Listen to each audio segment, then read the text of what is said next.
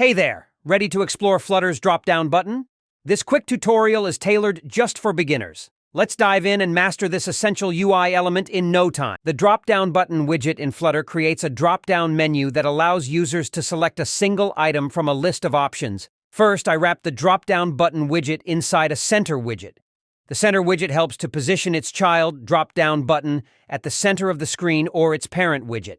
I've created a list of options, items, for the Dropdown Button using Dropdown Menu Item in Flutter. Each drop-down menu item contains the visual representation of an item displayed in the dropdown. For instance, Item 1, Item 2, and Item 3 are shown as selectable options. Additionally, the value property associated with each item allows the identification of the selected option. The onChanged property in the Dropdown Button widget is responsible for responding to user interactions when a new value is selected from the dropdown. Here, when a new value is chosen, it triggers the setState function.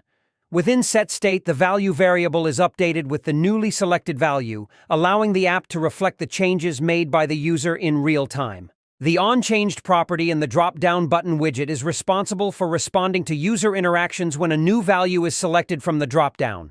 Here, when a new value is chosen, it triggers the setState function. Within setState, the value variable is updated with the newly selected value, allowing the app to reflect the changes made by the user in real time.